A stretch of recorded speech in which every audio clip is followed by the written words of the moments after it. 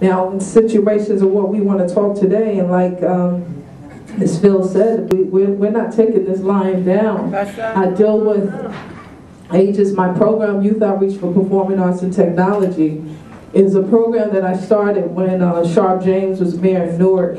Two of the students at one of the arts high school, Performing Arts High School in Newark, got accepted into American Idol in 2004. Right. They did the audition.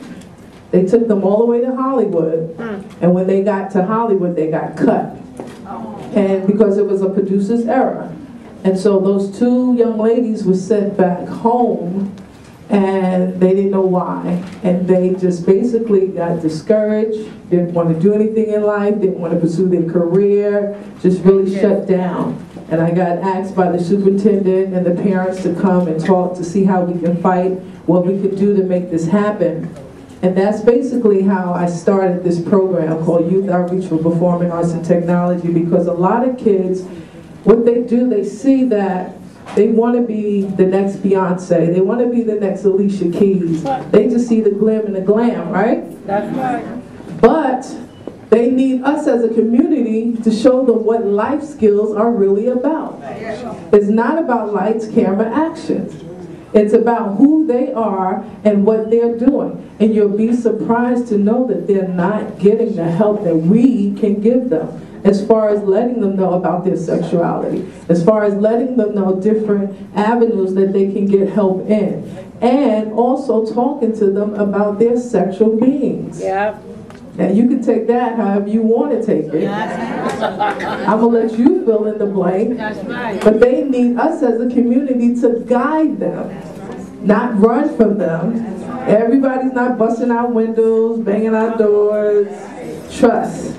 But we have to get involved to reach out to them. And in my experience of having this organization that we cater to high school and college kids, I realized that their lingo is something that we have to catch on to.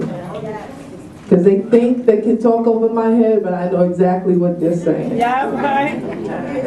Unbelievable. And so when you talk to them one-on-one and letting them know that you're here to help them, not to hurt them, you'll get more information out of them. In my experience, and this is what I'll share with you because I want to educate you as parents and adults, the reason why we need to get involved is because they are sexually active. And it did not happen in high school. It happened in middle school. That's right. UPN 9 called me to do a segment with them this year on middle school sex. And first I said no. Then I said yeah. Then I said no, then I said yes. So I started talking to my children about it. I'm raising my sister's kids. My sister died of an asthma attack, sudden death, 2004. Mind you, now I never had kids. And I was on the road with Ray Chu and the crew. I worked for Apollo Theater, and that's when I got the call. And the first thing my family said is, you ready to raise your sister's kids? And I'm like, she has 3 kids. I'm on tour. Never raised a kid, never had a baby. All right, God, I need your help. I'm going to do this. I need your help. So I'm raising her children now. When my sister died, the baby was 16 months. Her daughter was 5 years old. Her son was 17 years old. Now the baby is 10. Her daughter is 14. And her son is 24. So to God be the glory.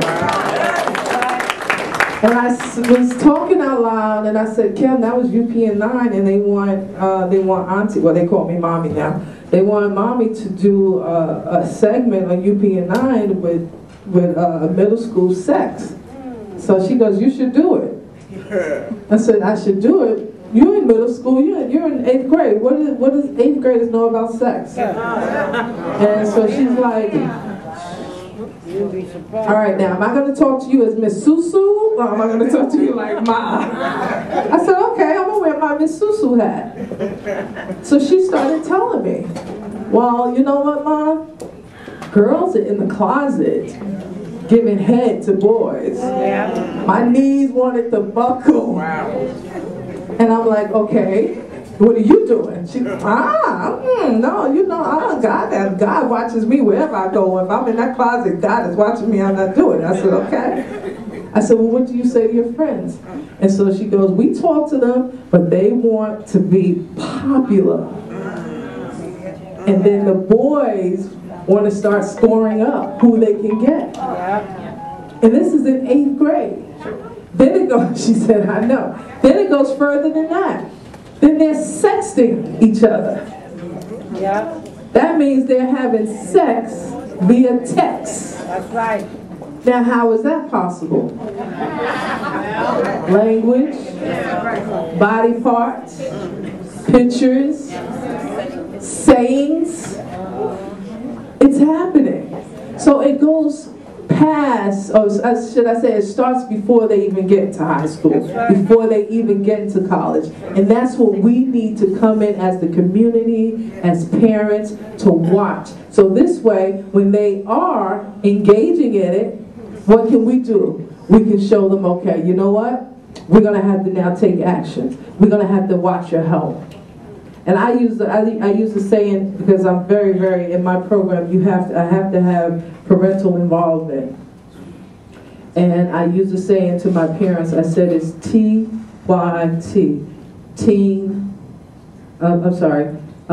Test your team. TYT, test your team.